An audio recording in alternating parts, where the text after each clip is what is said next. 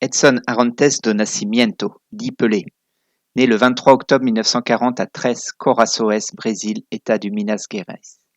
Footballeur brésilien, était un joueur légendaire aux qualités techniques et physiques hors normes.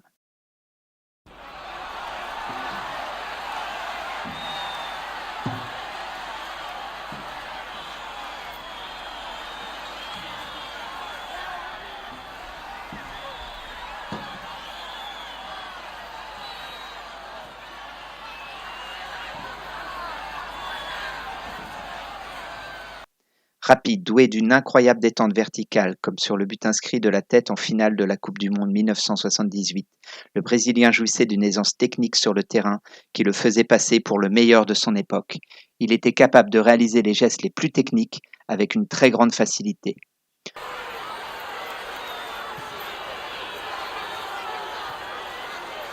En 1958, la planète football éberluée découvre un jeune joueur brésilien qui illumine la Coupe du monde se déroulant en Suède. À 17 ans, le garçon issu d'un milieu modeste devint le plus jeune joueur à marquer dans une Coupe du monde contre le Pays de Galles à 17 ans et 239 jours. Scored cheekily by Pelé. The Brazilians all follow the Santos star into the net. So do the photographers. Ainsi que le plus jeune vainqueur d'un mondial. Contribuant au triomphe des siens, de retour au pays, il est considéré comme un héros national après avoir tenté et réussi des gestes d'anthologie.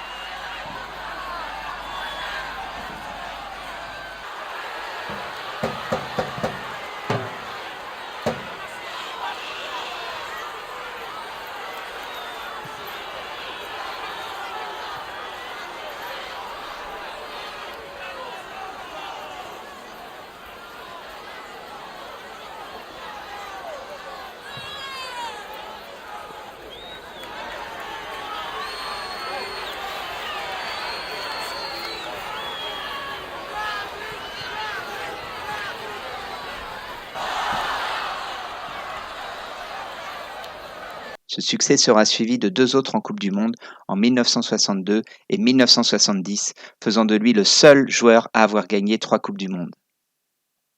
Pelé a inscrit 77 buts en 92 sélections sous le maillot Auriverde. Le numéro 10, buteur et passeur d'exception, a fait rêver des générations de footballeurs. Rares sont ceux qui, comme lui, ont eu cette capacité à créer et surprendre l'adversaire par un coup de génie.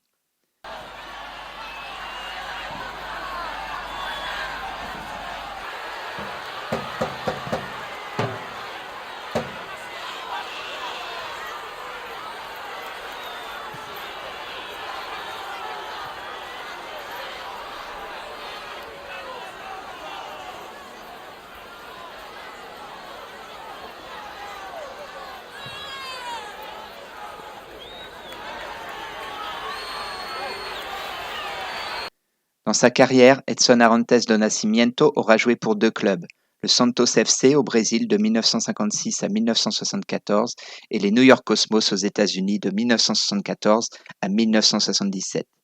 Il compte un palmarès exceptionnel dont la Coupe intercontinentale et la Copa Libertadores en 1962 et 1963, le championnat des États-Unis en 1977 et à 11 reprises le championnat de Sao Paulo dans les années 50 et 60. Il a également reçu plusieurs récompenses individuelles comme le prix d'athlète du siècle par le CIO, joueur du XXe siècle par la FIFA et le Ballon d'Or d'honneur le 13 janvier 2014. Il fait partie de l'équipe mondiale du XXe siècle. Pelé inscrira la bagatelle de 1283 buts en 1363 matchs. Si Pelé est considéré par beaucoup comme le meilleur joueur de tous les temps, c'est surtout grâce à son impact sur le football, toute époque confondue, avec des performances et de nombreux records restés inégalés jusqu'à ce jour.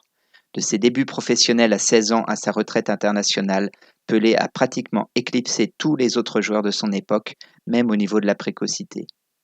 Objet de manipulation de la part d'un régime qui cherchait à exploiter son image, ainsi que les liens ambigus entre le football et la politique dans un pays qui, de 1964 à 1985, endura les réalités de la dictature militaire.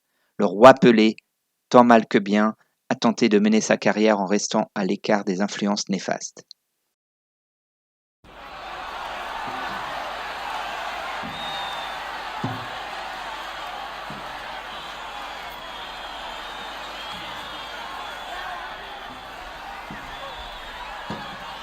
Mais si Pelé est aussi populaire, c'est aussi pour son action politique et humanitaire depuis sa retraite sportive.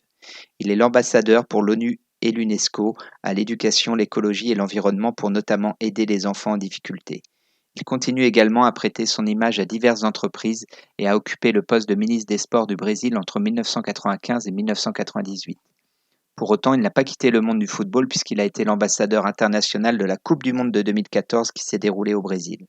En 2021, avec Mario Zagallo, il est le dernier survivant des joueurs brésiliens ayant disputé la finale de 1958.